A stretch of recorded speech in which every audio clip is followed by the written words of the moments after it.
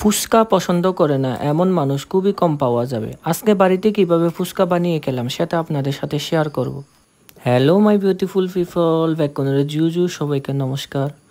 প্রথমে এখানে কাঁচামরিচ কষি কষি করে বিজ্ঞানী কেটে নিচ্ছে। অন্যদিকে আমি একটা গ্লাসে পানি ঢেলে নিলাম, তারপর তেঁতুল পানিতে অ্যাড করে নিলাম।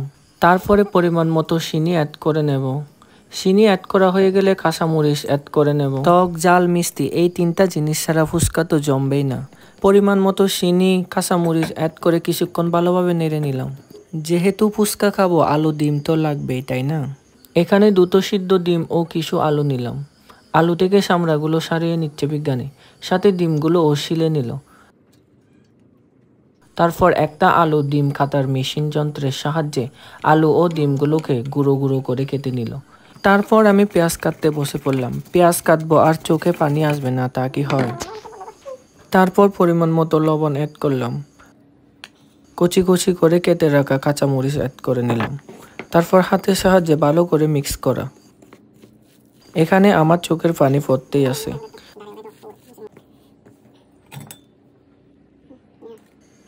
এরপর ডিম কাটা যন্ত্রের সাহায্যে ডিমগুলোকে এভাবে কষি কষি করে উপরে কেটে নিলাম। এরপর ফুচকাগুলো ভাজার জন্য একটি কড়াইয়ে তেল গরম করতে দিলাম।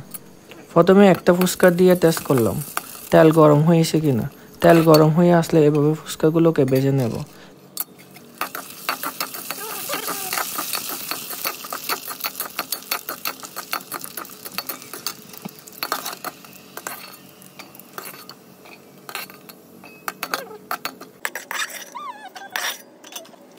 বেশি ভাজা হয়ে গেছে, না জানলে যা হয়।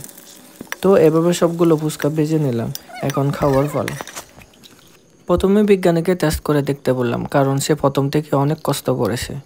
সে খেয়ে টেস্ট করে দেখে বলল অনেক মজা হয়েছে। তারপরে আমি খেতে বসে বললাম।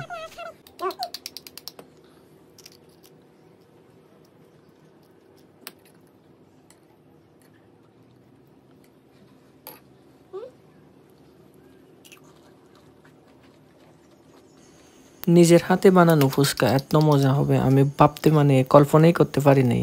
মন চাচ্ছিল সবগুলো একসাথে খেয়ে ফেলে। ভিডিওটা এডিট করার সময় আমার মুখ দিয়ে লুলু পড়তেছে, এমন অবস্থা। এত মজা হয়েছে যা বলে বোঝাতে পারবো না। টক, ঝাল, মিষ্টি পরিমাণ মতো থাকায় ফুচকাগুলো খেতে খুবই মজা লাগছিল। তো আজকে এতটুকু, দেখা হচ্ছে আপনাদের সাথে পরের ভিডিওতে। ততক্ষণ পর্যন্ত সবাই ভালো থাকবেন, সুস্থ থাকবেন। Tata, bye bye.